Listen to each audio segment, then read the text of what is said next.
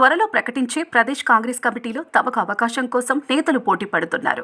ఈ నేపథ్యంలో పీసీసీ అధ్యక్ష పదవి తర్వాత కాంగ్రెస్లో ప్రాధాన్యత గల వర్కింగ్ ప్రెసిడెంట్ పదవుల కోసం నేతలు తీవ్రంగా పోటీ పడుతున్నారు. ఈ క్రమంలోనే ఇన్ఛార్జ్ దీపాదాస్ మున్షి, అదేవిధంగా పీసీసీ అధ్యక్షుడు మహేష్ గౌడ్తో నేతలు లాబింగ్ చేస్తున్నారట. తాజాగా మహిళా కోటాలో తనకు వర్కింగ్ ప్రెసిడెంట్ పదవి కోసం దివంగత నేత పీజేఆర్ కూతురు విజయారెడ్డి పోటీ పడుతున్నట్లు సమాచారం జరుగుతోంది.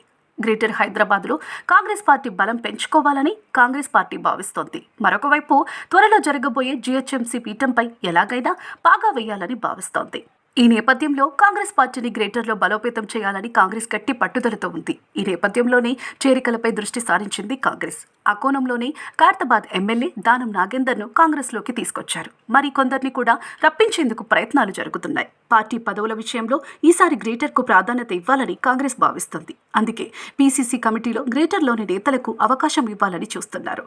ఈ నేపథ్యంలో పీజేఆర్ కూతురు విజయారెడ్డికి మహిళా కోటాలో వర్కింగ్ ప్రెసిడెంట్ పోస్టు ఇస్తే కాంగ్రెస్ బలం పుంజుకునే అవకాశం ఉందని భావిస్తున్నట్లు తెలుస్తోంది. ఒకవేళ విజయారెడ్డికి వర్కింగ్ ప్రెసిడెంట్ పదవి ఇస్తే పీజేఆర్కు ఉన్న ఇమేజ్ కూడా కలిసి వస్తోందని హైకమాండ్ భావిస్తోందట.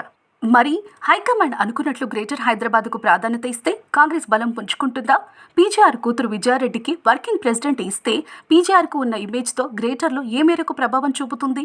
మరి కాంగ్రెస్ మంత్రం వర్కౌట్ అవుతుందా? మరి మహిళా కోటాలో విజయారెడ్డికి వర్కింగ్ ప్రెసిడెంట్ పోస్టు దక్కుతుందా అనేది ఈ నెలాఖరు వరకు ఆగాల్సిందే.